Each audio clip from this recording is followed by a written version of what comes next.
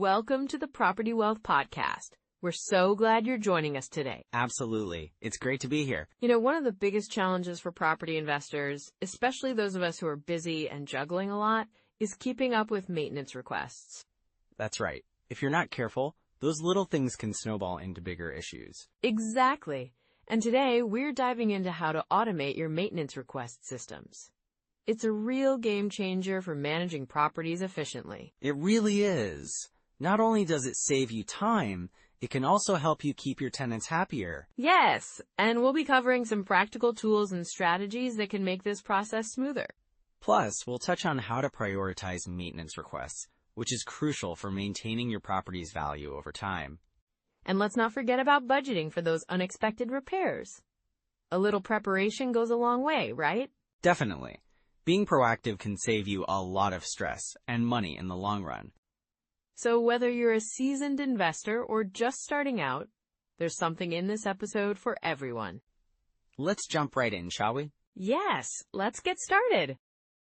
Sarah, when we talk about maintenance request systems, it really hits home for a lot of folks over 40, especially when you think about where they are in their lives. Absolutely, Mike. At this stage, people are often thinking about retirement timelines, right? They're wanting to ensure their investments are solid as they look forward to those golden years. Exactly. And with inflation being what it is, it's more crucial than ever to have your properties running smoothly. Because let's face it, maintenance issues can eat away at your profits if they're not handled efficiently. Yeah, I've heard stories from investors who thought they were doing everything right, only to find themselves overwhelmed by unexpected costs. It's like a snowball effect. Right! One leak can turn into a major expense if it's not addressed quickly. I remember one investor, let's call him Tom. He had a rental property and he got a call one day about plumbing issues. He thought he could just handle it himself. Oh no, I can see where this is going. Yeah, well, instead of fixing a small leak, it turned into a massive repair. The whole bathroom had to be redone. So not only did it cost him a fortune, but he also lost rental income during the repairs. That's such a relatable scenario. It really highlights how important it is to have a system in place that can manage these requests efficiently, especially as we age and perhaps don't want to be as hands-on. Exactly, and for those over 40, it's not just about fixing things, it's about protecting your wealth. When you have a maintenance request system, you can keep your property in good shape, which helps maintain its value over time. And speaking of value, I think about how people are also concerned about market shifts. We've seen so much volatility recently. Yes, and having a reliable system means you're less likely to be caught off guard.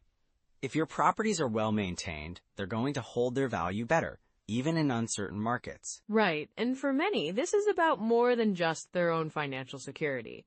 It's also about wealth transfer to family, isn't it? Absolutely. You want to leave something meaningful for your kids or grandkids. If you're not managing your properties well, it can diminish what you can pass on to them. It's like investing in peace of mind for the future, isn't it? Knowing that your properties are in good shape and can be a source of income or an asset for your family. Exactly. And I've seen a lot of investors who set up these systems and they find they have more time for what really matters. They can focus on family, hobbies, or even travel. Oh, that sounds so appealing. Imagine not being glued to your phone waiting for maintenance calls. Right? It's about reclaiming that time. A well-implemented system can help you manage those requests without constantly being in the loop. And that's so important as we age. We want to enjoy life, not be tied down by our properties. For sure. And let's not forget the emotional side of financial security through property. Knowing that everything is in order can really alleviate stress. Yes, it's that peace of mind that allows you to sleep soundly at night. Definitely. And I think about how current economic trends are pushing more people to look at real estate as a solid investment. When you've got a system in place, you're not just reacting to problems. You're proactively managing your portfolio. Exactly. It's an active approach to investing rather than a reactive one. And that's a huge advantage in today's world. Right. With the market being so unpredictable, having a maintenance request system is like having insurance. It protects your investment and your mental well-being. And for those who might be hesitant about technology, it's about finding something intuitive, right? There are plenty of user-friendly options out there that can simplify the whole process. Yes, You don't need to be tech savvy to set this up. Many systems are designed to be straightforward. Plus, once you have them in place, they often save you time and hassle in the long run. Yeah, and those initial learning curves can be so worth it when you think about the long-term benefits. Exactly. And remember, it's not just about preventing costly repairs. It's about creating a sustainable investment strategy that can adapt as the market changes. And as you mentioned earlier, it's about ensuring your properties are positioned for the future, especially if you're thinking about passing them on. Right. When you take these proactive steps, you're not just managing a property, you're building a legacy. That's such a powerful thought. It really shifts the focus from immediate concerns to long-term goals. So true. And with that in mind, let's dive into some core strategies that can help listeners effectively implement maintenance request systems and really maximize their investment potential.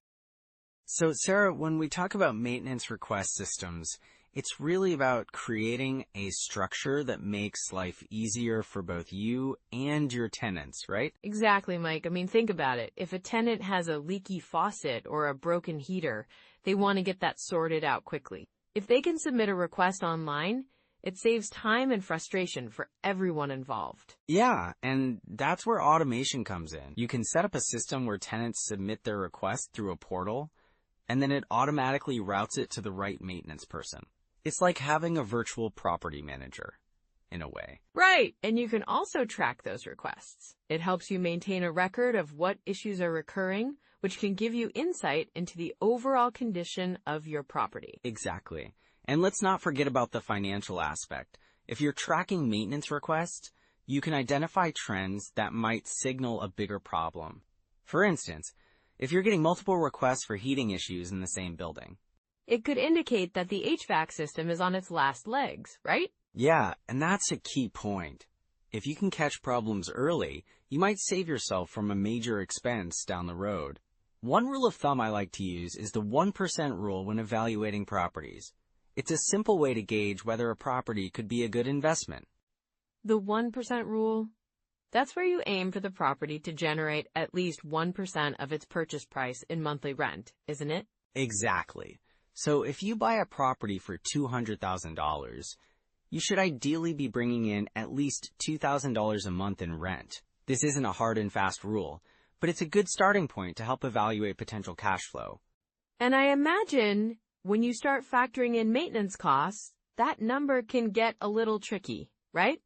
Definitely. That's why it's also essential to consider the 50% rule, which states that about 50% of your rental income will go towards operating expenses, including maintenance, property management, and other costs.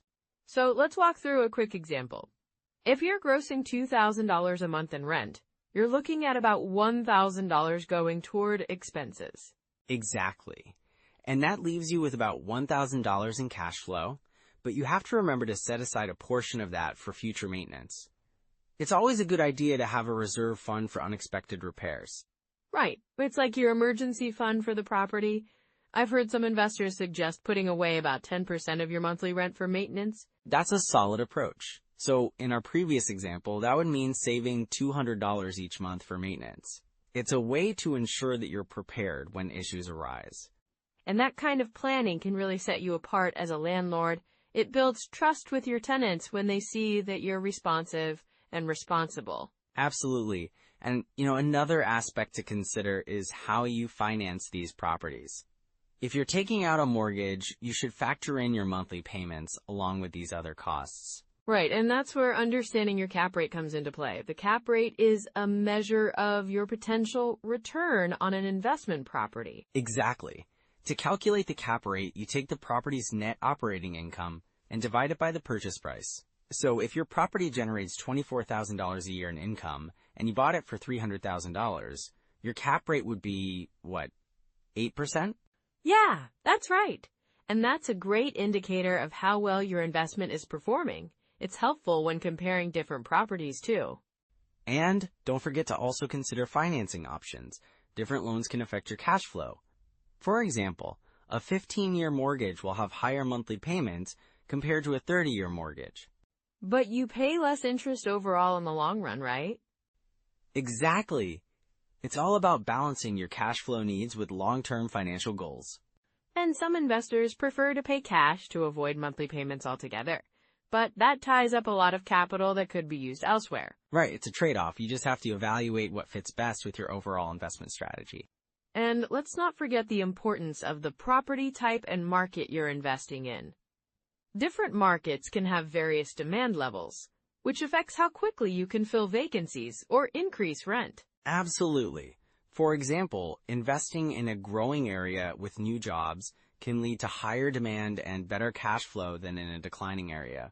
And that ties back to the maintenance system we talked about. If you're in a high-demand area, having a solid maintenance request system can enhance tenant retention, which is key for long-term success. You nailed it. Keeping your tenants happy means less turnover, and that's critical for cash flow stability. So, all these strategies really come together to create a holistic approach to property management and investment, right? Exactly. But with all this in mind, it's also important to be aware of common pitfalls. Oh, for sure. Let's dive into those next.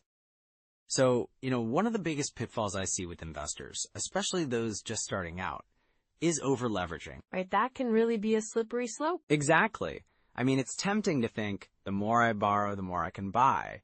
But it's not always that simple. I remember working with a client who got a little too ambitious. They bought several properties all at once, thinking they'd ride the market wave. Oh no, what happened? Well, the market shifted, and they found themselves stretched thin. They couldn't cover the mortgage payments on all those properties. It turned into a real tight spot for them. That's tough. So what should investors keep in mind to avoid that? Great question. You really want to ensure you have a solid buffer, right? Like having enough cash reserves to cover, say, at least 6 months of expenses.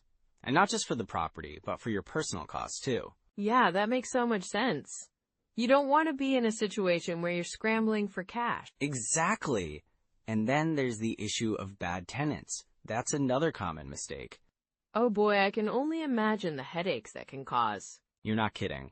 I had a friend who was so eager to fill a vacancy that they didn't do proper background checks. They ended up with a tenant who was really difficult, didn't pay on time, and caused damage to the property. That sounds frustrating. It was. They had to spend thousands on repairs and legal fees just to get them out.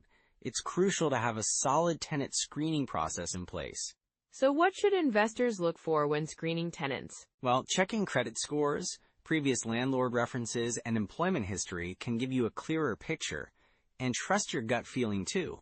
If something doesn't feel right, it probably isn't. Yeah, intuition can be a powerful tool. Absolutely.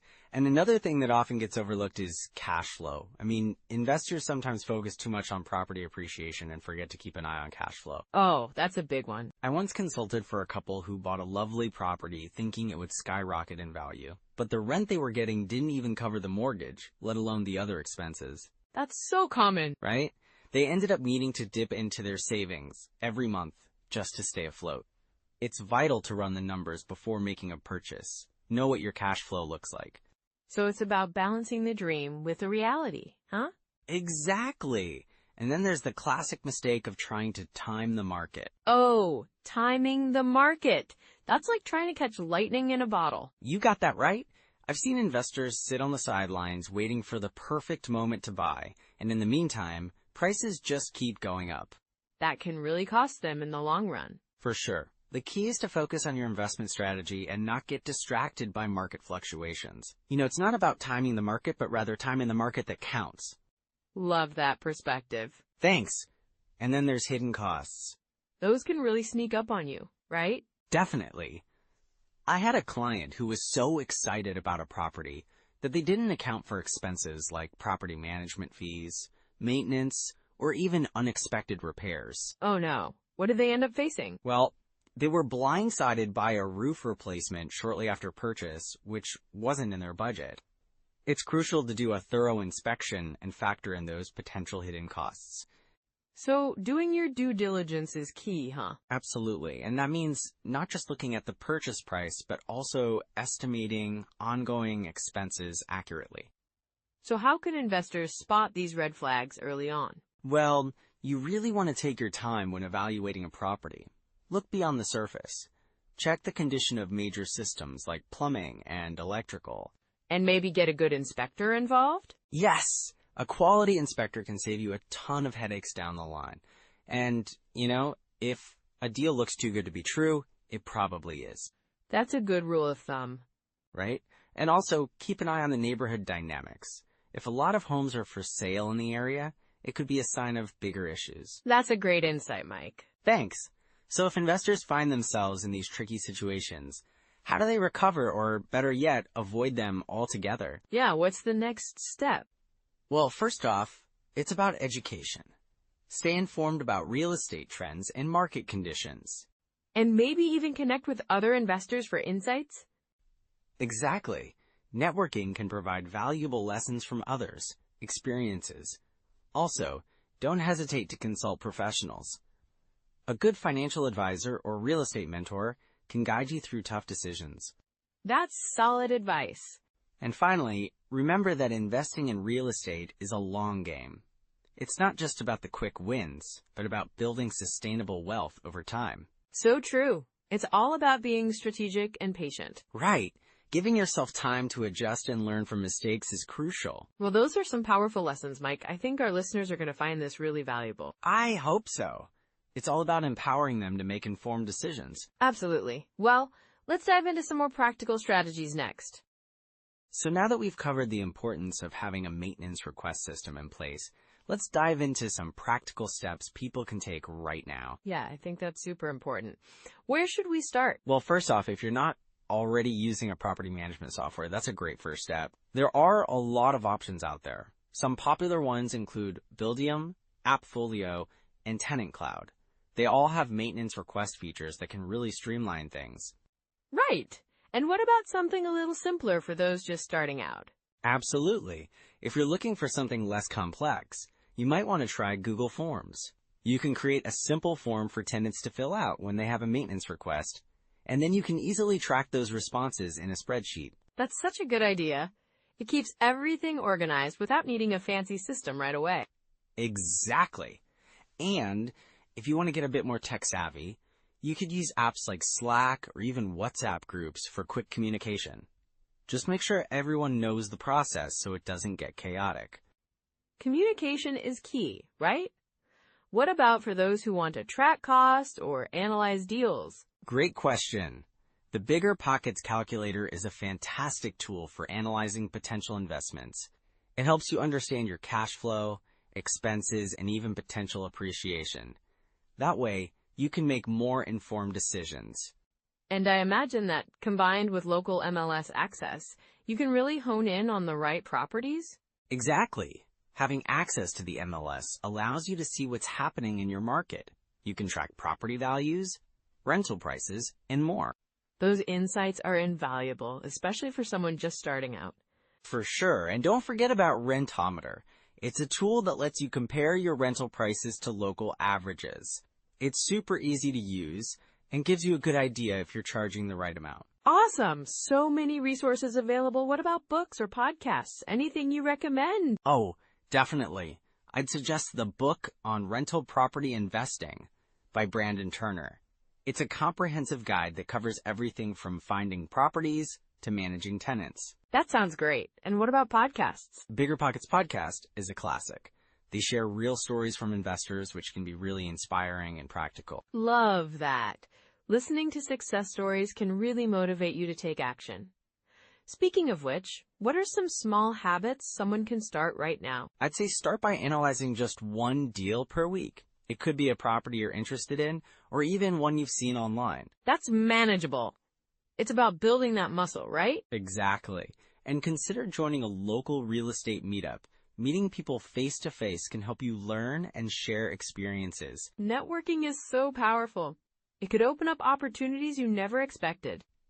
Absolutely. And don't be afraid to ask questions. People are usually more than willing to share their insights. Right. Everyone starts somewhere, so just take that first step. What about digital tools for organization? You could use a project management tool like Trello or Asana. They help you keep track of tasks and deadlines, especially if you're managing multiple properties. Great idea. It keeps everything in one place and helps you stay on top of things. Yes. And don't underestimate the power of a simple checklist for maintenance requests. It can remind you of what needs to be done and when. That's super practical. Keeping it simple will help people stay consistent. Exactly. Just start where you are and build from there. So those are some practical first steps. Now let's bring this all together.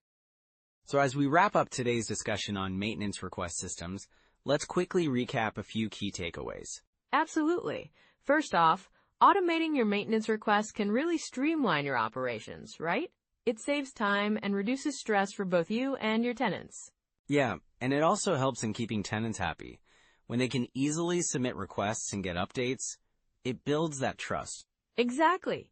And speaking of trust, having a clear communication line helps you manage expectations, which is super important in real estate investing. Right, and don't forget about the data you can gather from these systems.